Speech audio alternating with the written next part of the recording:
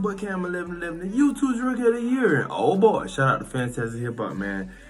Absolute banger, I already know. How Kendrick Lamar just exposed Drake? Let's get it, let's go. We jumping right into it. This gonna be my last video for the weekend. Kendrick Lamar is until maybe Sunday, y'all. I'm about to go get ready to go out of town. I'm gonna be with my family this weekend. But ooh, K-Dot headshot. Let's go. Between the skill Kendrick displays here and the dirt he's digging up, as you sit down with 616 in LA. How high of a level Kendrick's operating on. You can see that Happy Friday, y'all. TGIF, of course. Hope all is well out there. Make sure you like, share, subscribe if you're new. On this new track itself, we need to take a moment and go back to Let's do it. Euphoria is absolute banger. Bars and insults that Kendrick threw Drake's way. Euphoria is absolute banger. That he was going to drop back-to-back diss He records. did. I mentioned that in the last video. Us dissecting, dissecting the record. Maybe in hip hop ever. It also brings us to this very moment with 616 in LA, and already from the title, I love that sample, y'all. I love the sample. Named the song as it's mocking his classic timestamp series. Euphoria, the series, premiered on 616, and 616 is also the birthday of the legendary Tupac, who has been heavily involved in this feud between Drake using a fake version of him on tailor-made freestyle and Kendrick defending everything. And you know what's crazy though, y'all? To me, how Kendrick is so. Is it coincidence or is it strategic or like they strategize it? How he always be having he have this one my PSP. He had this one PSP, but it'll mean 4 and 5 different things. So it's like a quad tundra. Like, bro, he's incredible with it. Like, I don't understand how all that 616 mean all that shit. I don't understand how he. That's crazy. It is also the time that everything with O.J. Simpson went down, so Kendrick is really not just. That's what I'm saying. All that is in one. How? Defending the West Coast and preparing to just end his reign as a dominant artist and cultural centerpiece. Now, where Euphoria quickly amped up into a multi-layered, intense attack at Drake, Kendrick goes in a completely different direction here, as this cut only features one instrumental, and it's not intense or in your face at all. And matter of fact, Drake on the clock for sure. It's actually quite beautiful, as it features a smooth soul loop from the one and only Al Green, and with Kendrick cooking Drake over a beat like this, it gives the entire track a completely different atmosphere. And when we look at the production of the song, there's even more layers beyond its sound, because Drake's uncle actually played guitar for Al Green. And in addition to this, it's important to note that the guys behind the beat are one of Kendrick's go-to producers, Soundwave. But more incredible beat, shout out Soundwave. Who is known for working with Taylor Swift, and again, by using a beat done by somebody so synonymous with Taylor Swift. This only adds another layer to things, as it's poking right. That's what I'm saying. How does he just, it's always layers, like an onion, bro. Which already shows that every single move Kendrick is making in this feud is intentional and done in a way to just continue leveling up over Drake. When Kendrick gets to rapping on this track, we get the pleasure of seeing him just spit straight bars over this instrumental, and not just any bars, but of course, more lines that are aimed at Drake, but just like the sound of the song itself. Kendrick takes a different approach on all angles from his own performance. Now, as Kendrick kicks off this track, he's not immediately firing at Drake, but instead is focusing on the beef from his own perspective. And I think this is a brilliant thing to do, because as Kendrick talks about how his personal life is very unique way of coming at somebody.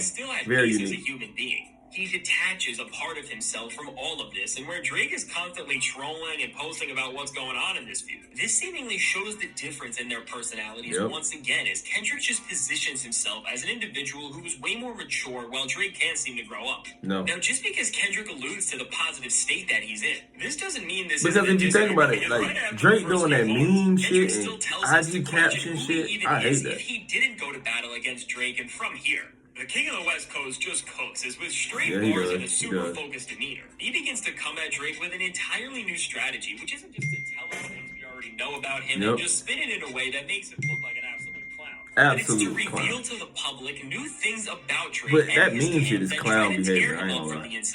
What's interesting is that Kendrick is taking a lot of the threats that Drake made and the games that he tried to play and is flipping them right back at him, as in both push-ups and tailor-made freestyle. He was trying to rip up Kendrick from his own Top Dog Entertainment label, and that's unique. And beyond this, the West Coast as a whole. They riding with him. Clearly didn't affect Kendrick, as he already settled the score about all this on Euphoria, but now He is already on the offensive in this exact same way as here. Yeah. Kendrick takes so many of the claims about what is going on behind the scenes in this beef and throws it all in Drake's face. Kendrick frames all of this in a super effective and impactful way as he calls Drake a straight-out liar and a horrible person. Yeah, and again, talks about how he it's is all the wrong truth. people in this feud. Don't tell Just to lies say about me. something, I as he won't tell no specifically truth about defends you. Anthony Tiffin, You the keep CEO doing all of that Top weird Dog, shit. and also Cash, who is the Weeknd's manager, who Yep. Drake dissed on push-ups, and from here. After pulling all the people who seemingly have nothing to do with any of this feud other than to distract Drake from fully going at Kendrick, Lamar comes at him with another power play as he reveals that his own team and label OVO may be working for him, and that because of the way Drake acts and treats the people around him, the people who he calls his family actively despise him and feed information to his biggest rivals. That's deep down inside. They want to see Drake fail just as much as other people do.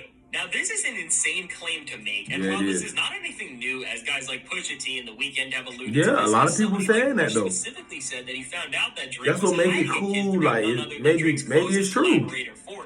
As many people, including Drake himself, suspected that Kanye told Push about this and that he was using 40 as a cover-up, as Ye did know this as well. None of these claims were ever able to be proven, but now with Kendrick coming at Drake with the same angle, it seems like the truth about the disaster that is OVO is finally coming to full force. And after The Weeknd just sang about how OVO has leaks in their operation on the Metro, maybe it's true. Myself. It seems like everything is finally getting connected as Kendrick puts the final pieces of the puzzle together once again. How y'all feeling though, y'all? Do y'all think who's winning? Check when you check the scorecard. Who's winning? Drake, as he seemingly confirms that Drake paid people to dig up dirt on him, and all he did by doing this was lose money, as Kendrick's skeletons were already revealed on Mr. Morale, and besides that, Lamar says himself, "I'm sorry that I live a boring life. I love peace." But of course, in the next bar, lets Drake know that he'll still go to war with him and destroy everything he stands for. Now, pushing all this momentum into an amazing finale, Kendrick takes both of these angles and wraps them together to continue to just stomp on everything that Drake represents, as he raps about how he is not the smart leader that he thinks he is, and that all the attempts at spreading misinformation throughout false reporting, and as Kendrick confirms, but see, my take on that would be, Drake, why are you even? That's just, you're using the same tactics you did in previous battles. Again, this isn't Meek, Push, Common Sense, French Montana, Joe, but these aren't those guys. This is Jordan. This is Future. This is the all-time great Jay-Z, Ye. This is an all-time great guy you up against right here. Like, this ain't one of them Pee-wees that you dealt with in the past. You know what I'm saying? Like, I don't know. I don't understand it. He gotta switch up. And honestly, y'all, how do y'all feel about this? Who's winning on y'all score sheet? Is K-Dot winning? Is Drake winning? Who's ahead right now? Honestly, y'all, let me know what y'all think in the comments. Right now, on my scorecard, when K-Dot dropped Euphoria, he was already ahead. Now that he dropped the second record, and that is incredible. And I love it how he used the Drake rollout to do it. He did it on Instagram instead of actually putting it out like Drake did Taylor Made. Like, I love it. But y'all let me know what y'all think in the comments. I'm signing out, y'all. Love.